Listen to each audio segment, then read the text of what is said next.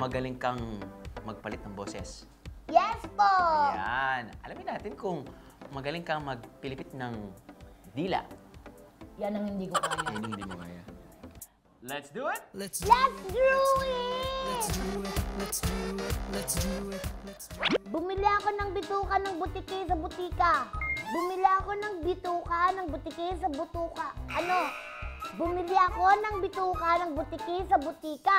Bumili ako ng bituka ng butike sa butika. Bumili ako ng bituka ng butike sa butika.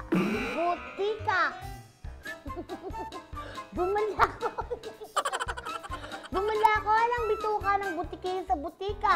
Bumili ako ng 10 na to ah.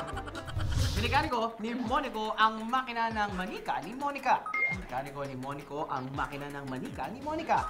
Minikaniko ni Monico ang makina ng manika ni Monica. Minikaniko ni Monico ang makina ng manika ni Monica.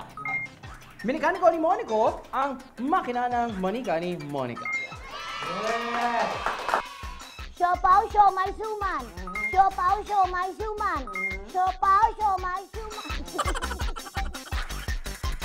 Siopaw, siopaw. Siopaw, siomay, suman. Siopaw, siomay, suman. Siopaw, siomay, suman. Suman. Siopaw. O, ikaw na dito. Pero alam ba, Bubsy, na may science din sa tongue twister o pilipit dila natin? Talaga po? Oo, at alam niyo ba kung bakit tayo nabubulol kapag Bakit nagsasalita po? tayo ng ganon? Bakit po? Well, panoorin mo to, Bubsy. Ayon sa pag-aaral, merong qualities ang tongue twister phrases na nire-reject ng ating brain at bibig. Meron kasi itong kakaibang phonemes o yung smallest units of speech.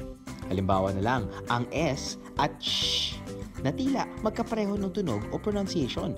Dahil mabilis at magkasunod ang mga salita, nalilito ang ating utak at bibig kung paano sasabihin ang mga to. Bukod sa magkakaparehong tunog, nakalilito rin daw ang magkakasunod na vowel sounds kapag mabilis na pinagdikit-dikit ang A, E, I, O, U. May chance din na mapaghalo-halo natin ito at hindi masabi ng klaro.